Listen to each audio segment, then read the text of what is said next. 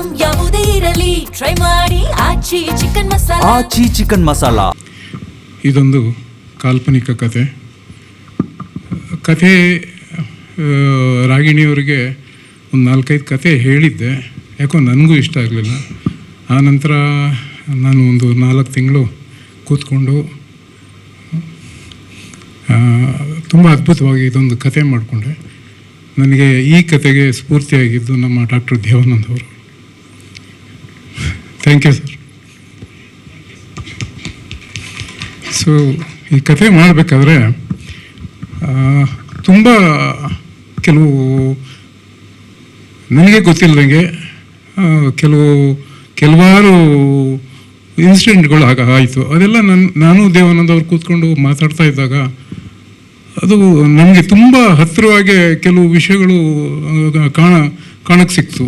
So ಹಾಗಾಗಿ ಒಂದು ಅದ್ಭುತವಾಗಿ ಕತೆ ಬಂದಮೇಲೆ ನನ್ನ ವೈಫು ಮತ್ತು ಕುಮಾರಸ್ವಾಮಿಯವರು ಪ್ರೊಡ್ಯೂಸರ್ಸು ಅವ್ರಿಗೆ ಹೇಳಿದೆ ಕತೆ. ತುಂಬ ಖುಷಿಪಟ್ಟರು. ಕತೆ ಚೆನ್ನಾಗಿ ಮಾಡಿಕೊಂಡೆ. ಮಾಡಾದಮೇಲೆ ಶೂಟಿಂಗು ಒಂದು 25-30 ದಿನ ಆಯಿತು. ಅದಾದಮೇಲೆ ನಾವು ಪೋಸ್ಟ್ ಪ್ರೊಡಕ್ಷನ್ಗೆ ಒಂದು 2 ವರ್ಷ ತೊಗೊಂಡೆ. ಯಾಕಂದರೆ ತುಂಬ CG ವರ್ಕೆಲ್ಲ ಇತ್ತು. ಸೊ ಹಾಗಾಗಿ ಕತೆ ಮಾಡಬೇಕಾದ್ರೆ ರಾಗಿಣಿ ಮೇಡಮ್ ಅವರು ತುಂಬ ಚೆನ್ನಾಗಿ ಮಾಡಿದ್ದಾರೆ. ಕತೆಗೆ ತುಂಬ ಹೊಂದಾಣಿಕೆಯಾಗಿ ಇದೊಂದು ಅವರು ಸಿನಿಮಾ ಇದರಲ್ಲೇ ಅವ್ರಿಗೊಂದು ಒಳ್ಳೆ ಇದು ಅಂತ ಅಂದ್ಕೊಂಡಿದ್ದೀನಿ. ಗೊತ್ತಿಲ್ಲ, ಅದು ಸಿನಿಮಾ ರಿಲೀಸ್ ಆದಮೇಲೆ ಜನಕ್ಕೆ ಗೊತ್ತಾಗತ್ತೆ. ಸೊ ಹಾಗೆ ನಮ್ಮ ಮ್ಯೂಸಿಕ್ ಡೈರೆಕ್ಟ್ರು ಮೊದಲು ಒಂದು 3 ಸಾಂಗ್ ಮಾಡ್ಕೊಂಡಿದ್ದೆ. ಆಮೇಲೆ ಸಿನಿಮಾ ಮಾಡ್ತಾ ನಮ್ಮ ದೇವಾನಂದ್ ಅವ್ರ ಜೊತೆ ಕೂತ್ಕೊಂಡು ಮಾತಾಡ್ತಾ ಇದ್ದಾಗ ಒಂದೊಂದು ಆ್ಯಡ್ ಆಗ್ತಾ ಈಗ ಸಿನಿಮಾಲಿ 10 ಸಾಂಗ್ ಇದೆ. ಸೊ ಈ 10 ಸಾಂಗ್ಗಳು ಒಂದು ಎಲ್ಲ ಕ್ಲಾಸಿಕಲ್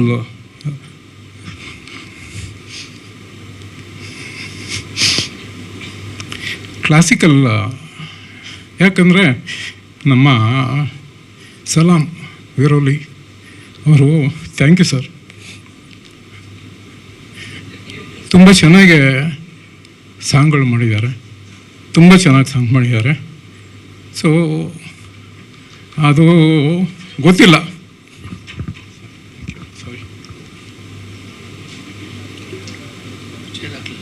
ಇರಲಿ. ಯಾಕಂದರೆ ಈ ಸಿನಿಮಾಯಿಂದ ಎಷ್ಟು ತುಂಬ ಇದಿದೆ, ಎಮೋಷನ್ ಇದೆ. ಸೊ ಹಂಗಾಗಿ ನನಗೆ ಈ ಮಾತಾಡ್ಬೇಕಾದ್ರೆ ಸ್ವಲ್ಪ ಎಮೋಷನ್ ಆಗ್ತಾಯಿದ್ದೀನಿ, ದಯವಿಟ್ಟು ಕ್ಷಮಿಸಿ. ಸೊ ರಾಗಿಣಿ ಮೇಡಮ್ ಅವರು ತುಂಬ ಚೆನ್ನಾಗಿ ಆ್ಯಕ್ಟ್ ಮಾಡಿದ್ದಾರೆ. ಭಾಳ ಚೆನ್ನಾಗಿ ಮೂಡ್ ಬಂದಿದೆ ಸಿನಿಮಾ.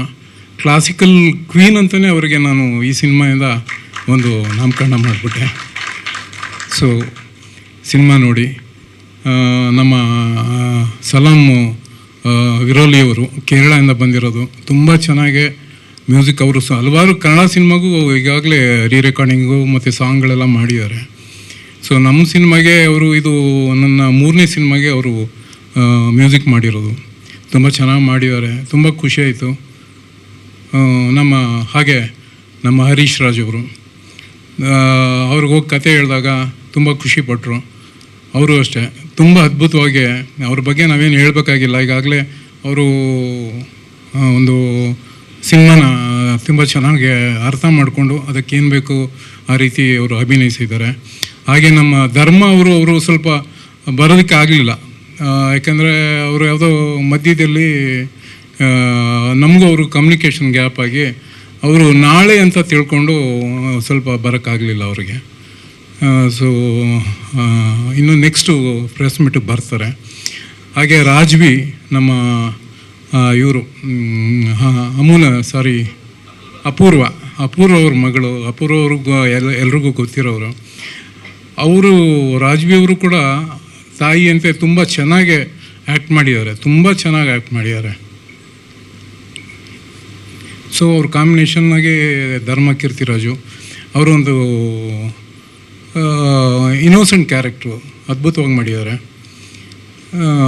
ಸೊ ತುಂಬ ಚೆನ್ನಾಗಿ ಮೂಡ್ ಬಂದಿದೆ. ಅದಕ್ಕೆ ತಕ್ಕ ಆರ್ ಗಿರಿ ಅವರು ಕ್ಯಾಮ್ರಾ ವರ್ಕ್ ಮಾಡಿದ್ದಾರೆ.